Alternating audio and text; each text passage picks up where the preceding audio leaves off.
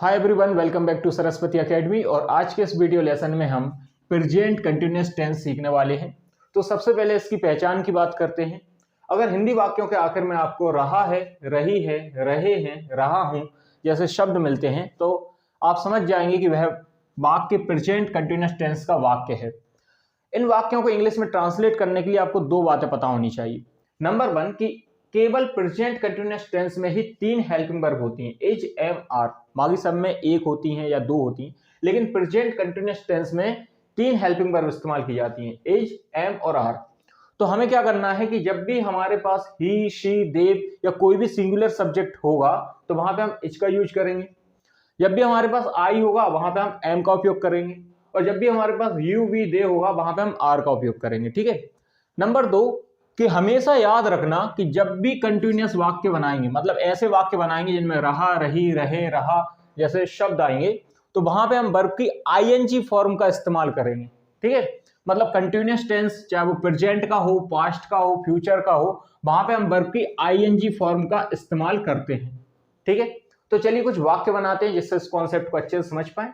जैसे आपने देखा कि अफर्मेटिव सेंटेंस बनाने के लिए हमें क्या करना होगा, सब्जेक्ट, उसके बाद इज, एम, आर, फिर वर्ब की आईएनजी फॉर्म और फिर ऑब्जेक्ट का यूज करना है। जैसे देखो, मैं जा रहा हूं। अब आप बताइए मैं की इंग्लिश क्या होती है? मैं की इंग्लिश होती है आई, और आई के साथ क्या लगाना है? आई के साथ हेल्पिंग वर्ब में लगाना है एम। तो हम यहां पे लिखेंगे आई एम। अब जा रहा, जाने को कहते हैं गो, और हमें पता है गो की आईएनजी फॉर्म होती है गोइंग। तो हमारा सेंटेंस बनेगा आई एम गोइंग।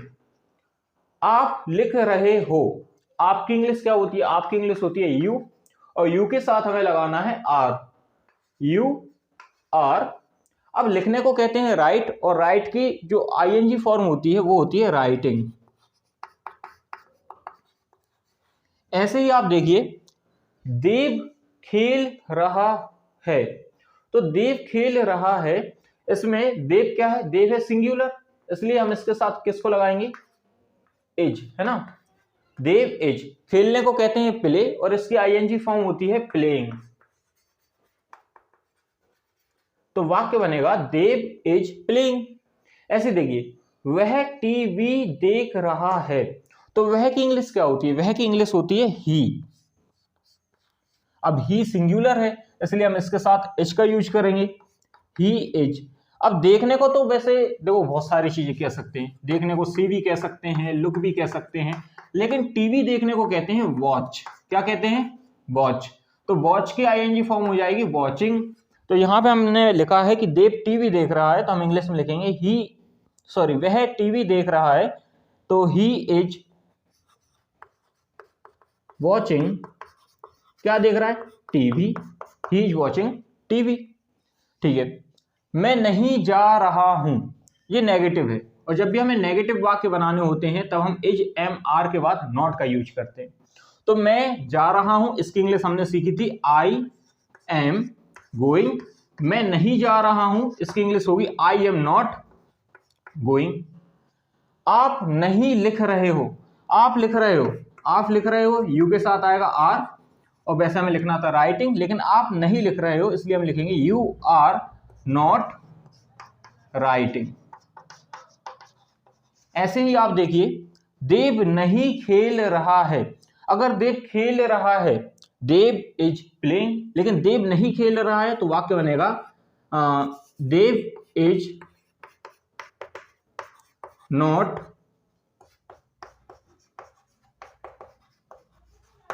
प्लेइंग। ठीक है। वह टीवी नहीं देख रहा है, वह की इंग्लिश होती है ही के साथ आएगा एज। अब नहीं देख रहा है तो हम लगाएंगे नॉट।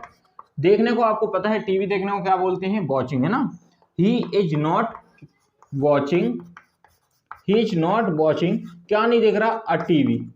ठीक है। आप अभी आर्टिकल्स पे इतना ध्यान मत दीजिए, जैसे यहाँ पे नहीं लगाया यहाँ पे लगा दिया। अभी हमें बेसिक तौर पे सिर्फ टेंस सीखना है। आर्टिकल्स वाली क्लास में आपको बता देंगे कि कहाँ पे आर्टिकल्स लगाने हैं, कहाँ पे नहीं लगाने हैं। अब देखो, इंटेरोगेटिव वाक्यों के बारे में आपको हमने बताया था कि इंटेरोगेटिव वाक्य दो तरह के होते हैं। एक तो होते हैं सिंपल इंटेरोगेटिव, एक होते हैं डबल इंटेरोगेटिव। तो सिंपल इंटेरोगेटिव में क्या करना होता है कि हेल्पिंग वर्ब को सबसे पहले रखना होता है। जबकि डबल इंटेरोगेटिव में क्या करना है कि पहले WH वर्ड, उसके बाद हेल्पिंग वर्ब, फिर सब्जेक्ट, फिर वर्ब की ING फॉर्म और उसके बाद ऑब्जेक्ट को रखना है। तो पहले हम सिंपल इंटेरोगेटिव वाक्यों को बनाते हैं, जैसे क्या आप आ रहे हो। तो देखो आप आ रहे हो इसकी इंग्लिश बनेगी यू आर कमिंग। लेकिन क्या आप आ रहे हो तो सबसे पहले हमें इसकी जो हेल्पिंग वर्ब है वो पहले लगानी होगी। तो आर आपके साथ मतलब यू के साथ क्या लगाते, आर लगाते। तो हमने सबसे पहले लिखा आर, उसके बाद हम लिखेंगे यू आ रहे हो, इसके लिए हम लिखेंगे कमिंग। तो वाक्य बनेगा आर यू कमिंग, क्या आप आ रहे हो। ऐसी देखिए आप, क्या वह क्रिकेट खेल रहा है। अब वह जो है वो है सिंगुलर है ना, इंग्लिश में ही बोलते हैं इसको। तो सिंगुलर सब्जेक्ट के साथ एज आएगा, तो हम सबसे पहले इस वाक्य शुरू करेंगे एज से। तो एज ही। अब देखिए क्या वह क्रिकेट खेल रहा है, नंबर 3 पे क्या आना चाहिए, वर्ब की ING फॉर्म। तो वर्ब है यहाँ पे खेलना, खेलने को बोलते हैं प्ले, और प्ले की ING फॉर्म होती है प्लेइंग।